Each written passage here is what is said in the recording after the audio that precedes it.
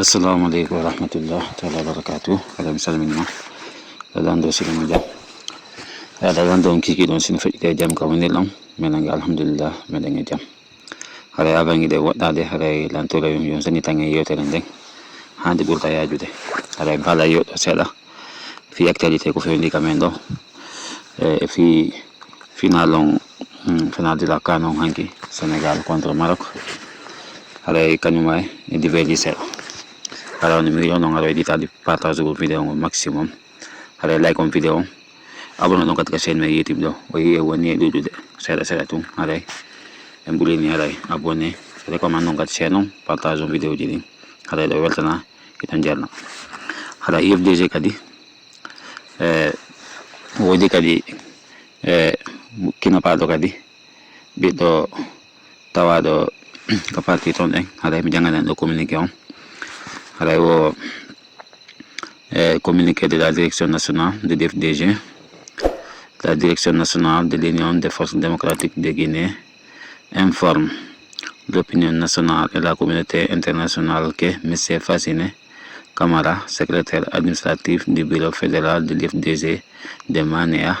et membre actif de la cellule de communication du parti, a été la cible d'une tentative d'enlèvement perpétrés par des agents en uniforme et cagoulés. Les faits se sont produits aux environs de 2 heures du matin dans la nuit du samedi au dimanche 18 janvier 2026. Des agents arrivés au domicile familial à bord de 3 véhicules pick-up non immatriculés ont lancé l'assaut en l'absence de M. Fassine Camara alors que seul son fils Sekou Camara se trouvait à l'intérieur. N'ayant pu obtenir l'ouverture de la porte, les assaillants ont fait usage d'armes à feu, tirant à plusieurs reprises à balles réelles sur la serrure afin de la briser et de pénétrer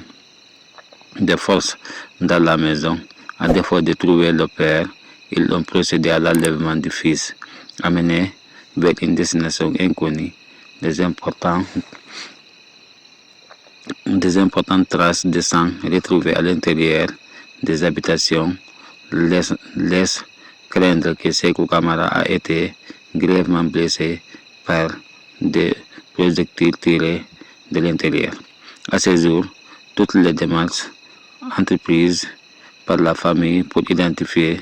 son lieu de séquestration à l'enquérir de son état de santé sont sévères. Au regard de l'opératoire employé, il s'agit manifestement d'une disparition forcée, troublée d'une prise d'otage, le fils ayant été enlevé à l'absence de son père. La Direction nationale de l'IFDG condamne avec le plus vive fermeté ces pratiques barbares qui violent les lois nationales ainsi que les engagements internationaux de la République de Guinée. Le parti exige la libération immédiate et inconditionnelle de toutes les victimes de disparitions forcées et tient la junte pour celles responsables de la vie et de l'intégrité physique des citoyens victimes de ces pratiques de notre âge. Conakry, le 19 janvier 2025, la Direction nationale. Wado binata hibisans parce que yondu baybe tawal mo ton den bi dama kon nabam jondale do tum lady wayndi sifani mana semi na fe gibe yimbe be ala dignité sifano o jolde do den opposo mo yidon do den o jolde do den François Kamano dale do den mo dari mo di poste mo félicité o Mamadi Doumbouya mo félicité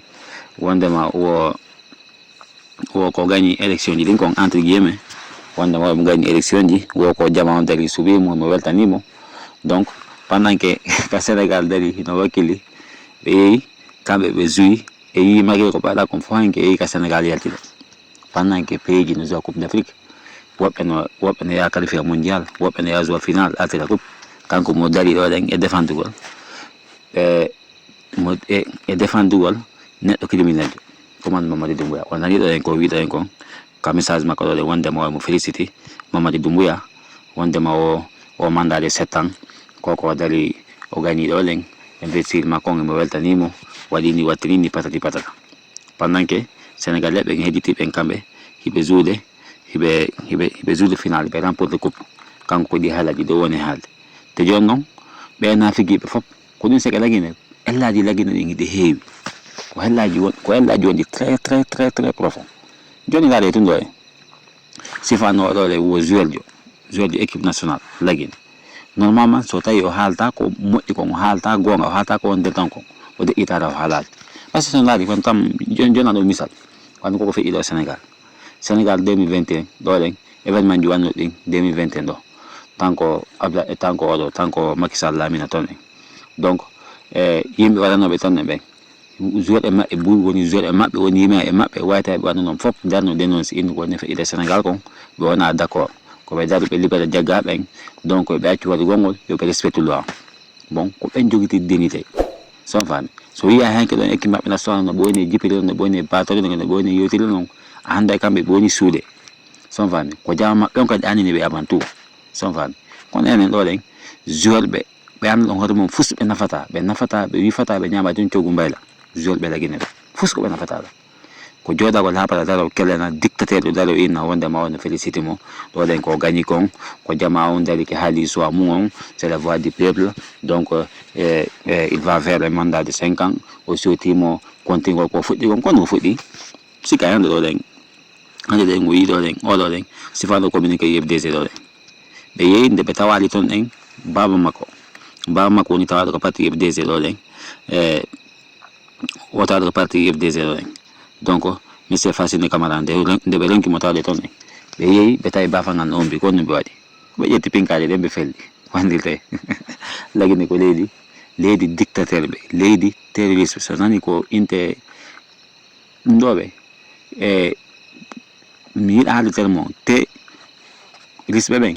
donc ko ni neɗɗo employirta wonnon ko leydi lamani leydi wiɓe woyɓe gagni plus de 86% wiɓe o wondema ɓe yiɗa kono gagnanta 86% joka en timmudugol yimɓe joka yaagol alleva yimɓe ha joni ko ndu waɗi par ce que hoolaki hoore makko o haalaki wonde mo yiɗa ko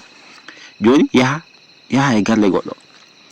a soti no bonni ɓete waɗa plainte walla yaada ɓete mandat de dépôt kono a waɗali yaha tun hewta ɓay bafangal no mbi ɓe jokke fellugol ndaɗe de otoje maɓɓe ɗen ko hay wonde ɓe haali communiqué ɗo en ɗon otoje maɓɓe ɗen hayɗe ala masque hayɗe ala matriculation ha otoje maɓɓe ɗen ko otoje ko bandi tum min on ko imminaɓe ko laamu on dari immini ɓe makko bon nde ɓe yeehi ha paɗe ɓe donkimo taw toon ɗen ɓe felli série on ha série bafangal boni ɓe yeehi ɓe naati ɓe donki taw toon en baba jon ko ɓiɗɗo makko on ɓe tawi toon bon ɓe yetti ɓiɗɗo makko on ɗon o yiwano ɓe haalino o ha joni o yiyaka ha joni andaka ko on to woniri simo oda e so waɗaka est ce que honto ɓe jogitimo wono ɓe yi toon e nun ƴiiƴi an mbuy toon ɗen wondema ɗum ɗon ina holli haɗay kanko haɗa Sékou Camara haɗa ɓiɗɗo makko on haɗa ene holli nande haɗay ɓeeɗa en haɗa ɓe barminimo walla ɓe gagnimo goɗɗo andaka senaɗe ɓe tortirimo haɗay andugol haɗay konto baye makko woni est ce que honno kono pendant ce temps nafigiɓe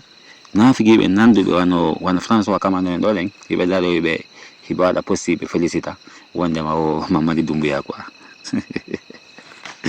non c'est pas possible mais yummi ɗi leɗɗo lagine hakkude Allah e yurmi billahi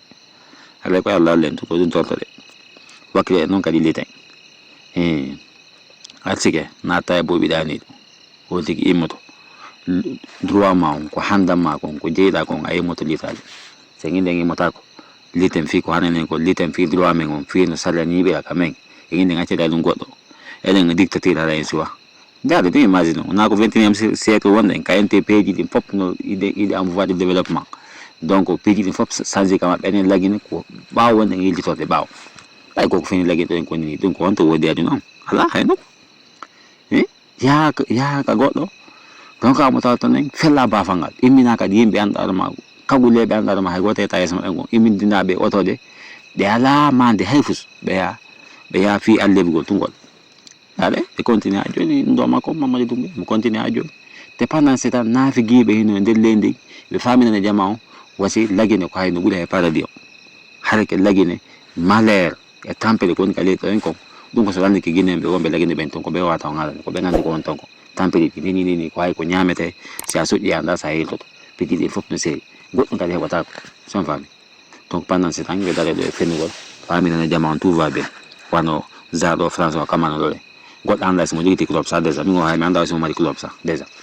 mo dare ɗo e fenugol ɗo eno tout va bien leydi no gère ha moƴƴa waɗini wattirini félicitation o dictateur ɓay o takki ɗum kono ko dictateur ɓe onen fof ɓe gandi ko dictateur ɓe gandi ko woni wadde ko o waɗi yimɓe ko yimɓe o waɗi so laami mbi o laami kadi yi jamanu waɗede bon yimɓe no allevede woɓɓe no soka woɓɓe ay andaka sino waɗa e suwodaka bon pendant ce temps himo noddito ko joueur pendant que Sénégal woni yaade toon a coupe ɗi à 2 reprises kamɓe ko hay ɓe aɗa e qualifié ko déjà hay ka inna joni équipe ɗi ɓeydama ko yahata joua ka noon hayɗo lagine ala e qualifié nano fi haala fi goɗɗum go joni mo dara ɗo e ɗumanni gollo ɗe vraiment nawnare lagine nen ko nawnare hulɓinine ko nawnare lugude quoi en fait haɗa yo Allah walle vraiment haɗa partage on vidéo o maximum haɗa o yeɗitali sendi toon vidéo on kala ma yiɗɗo lan yiɗi kumane wadde kon haray ko ƴettata ɗon ɗen 2 minutes e tan ma on partage a vidéo on ka Facebook walla ka WhatsApp walla e plateforme nokku go walla hayso ka YouTube ɗum hay fof ɗuttama donc haray mi salmini on jarama walla